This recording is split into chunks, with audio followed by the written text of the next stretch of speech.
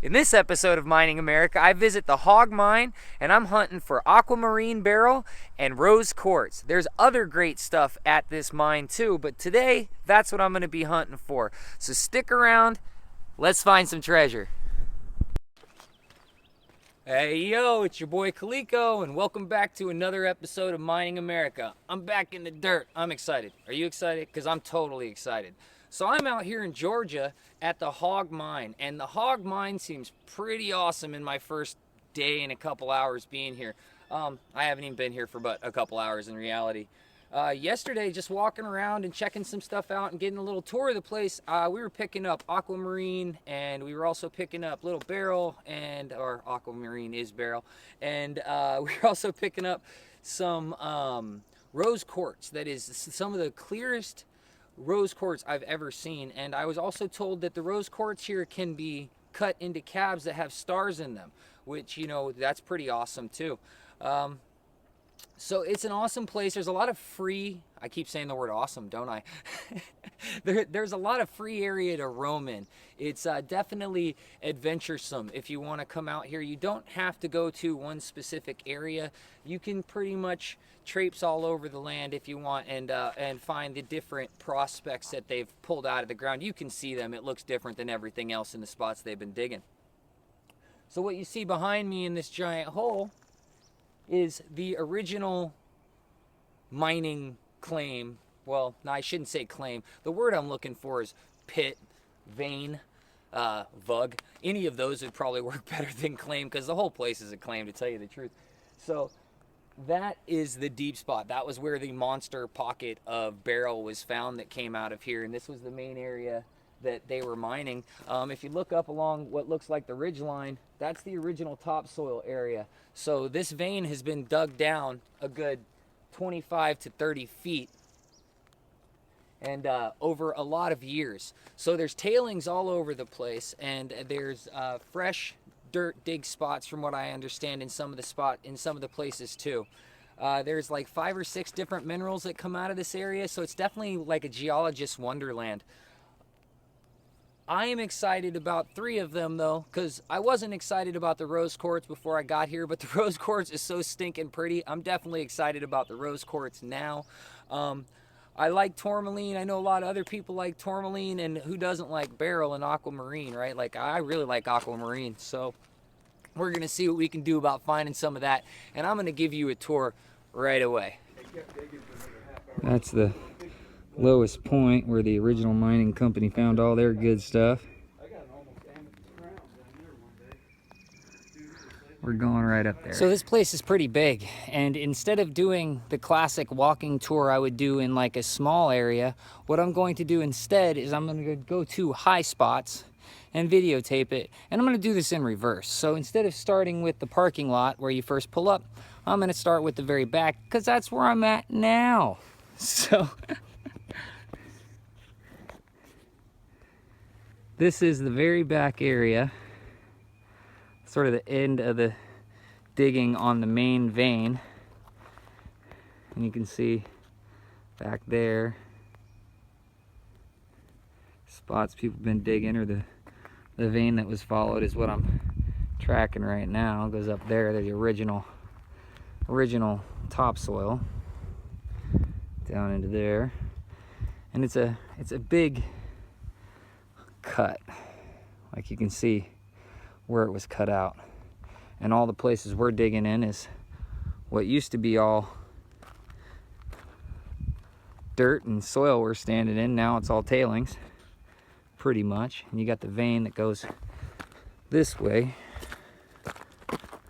to the main spot where most of the Beryl was found.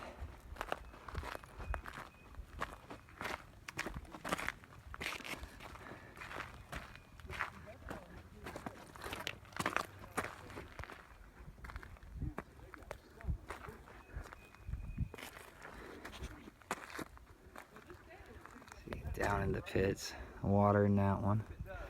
That's where all the main Beryl was originally found. You got this. If it doesn't crush you.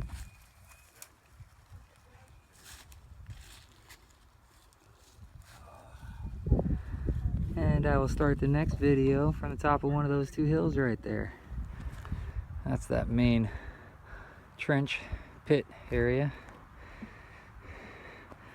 The road you walk up, and giant tailings piles. And it's been a good day. I have actually seen all kinds of people finding aquamarine of one kind or another.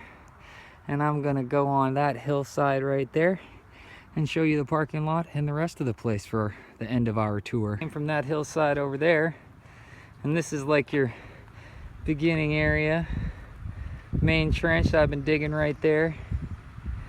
Got our parking lot, have our little shaded eating area right down near the parking lot, and down to that road is where the black tourmaline is. I'll take you there in just a second. Mining America t-shirts are now available inside the Mining America Etsy store. Get yours. I don't even have mine yet for this dig, but this will be the last time you see me shooting a video without a Mining America shirt on. So get yours. Get it now. It's awesome. You know you're gonna love it. Mining America shirts in the Etsy store.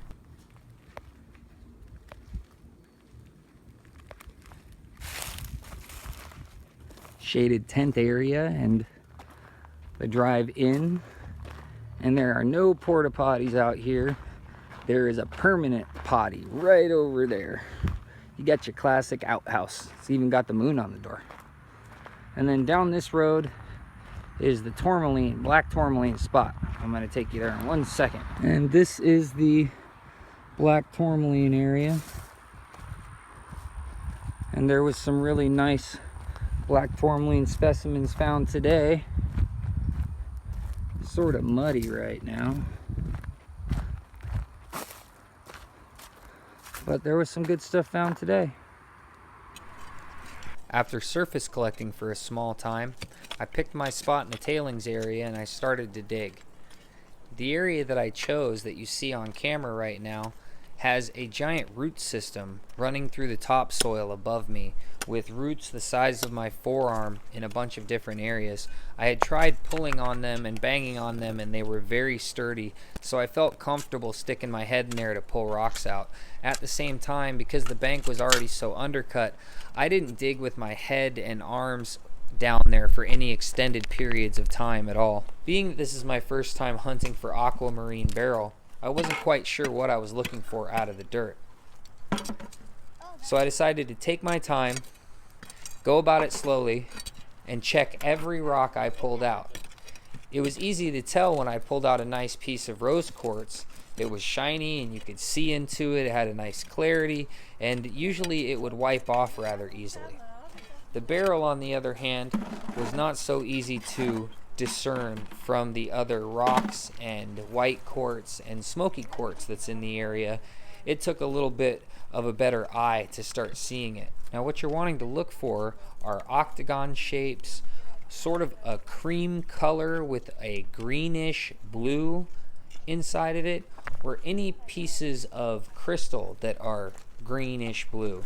You can find those too. I did see it happen. I didn't personally find any, but there was a lot of tools, specifically two, that I left at home that I didn't think I'd need, that I really wish I would have brought.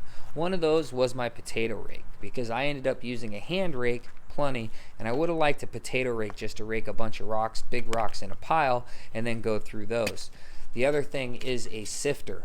I didn't bring my sifter either, and that would have been huge. I saw people using sifters, and man, that is the way to go. Is the sifter is a big deal if you're going to be going through the tailings, which I would definitely recommend. After a few hours of digging, I found this. Let's use this guy, little stiffer brush. See, now that's looking nice already. You don't want to scratch too hard, go easy, because some of it might be loose on the outside. See, you don't want to bust a bunch of it off. You got a nice sized chunk here.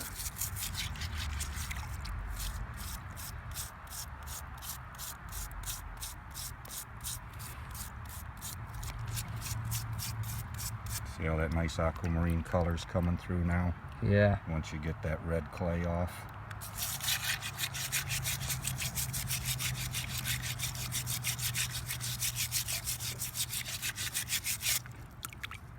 looks real nice in there. Oh yeah. Yeah. Just this side a little.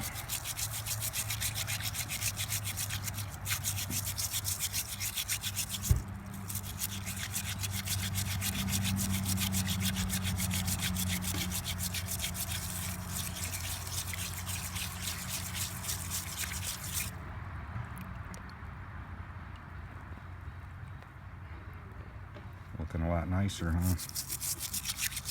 I mean, to me, it still just looks like a piece of, you know, a rock. Just like a rock. That's what I thought too. Last time when I found mine, it was a total learning experience.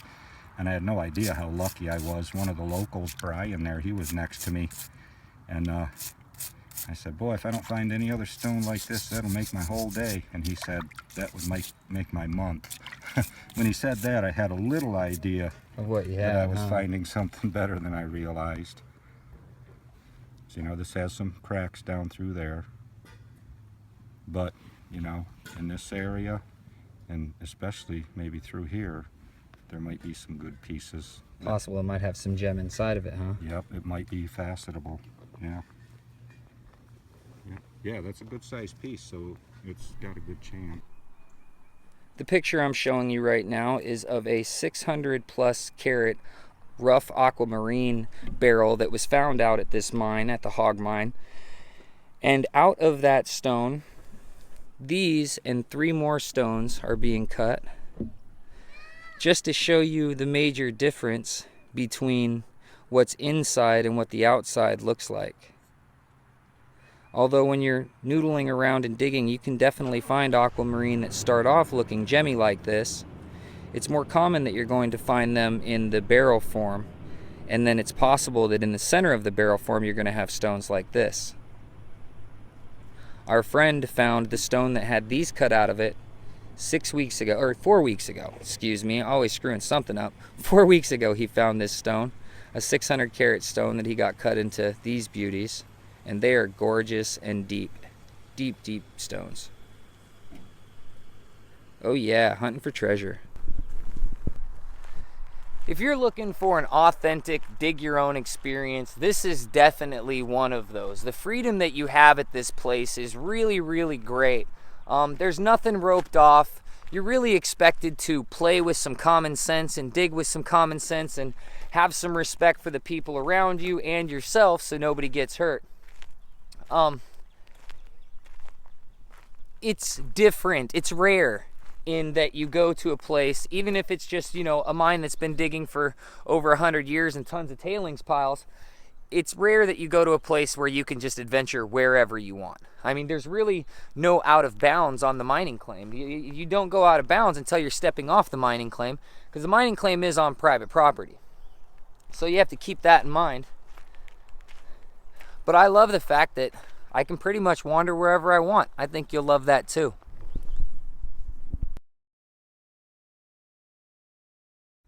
If you like what I'm doing here, make sure you hit that like button and hit that subscribe button. Go ahead and leave a comment and share any of the videos that you really appreciate. And if you'd like to help support Mining America, just check out my Patreon's page, and you can also buy something in my Etsy store and see it on the Mining America sales channel right below me. I love you for watching, and I'll see you in the dirt.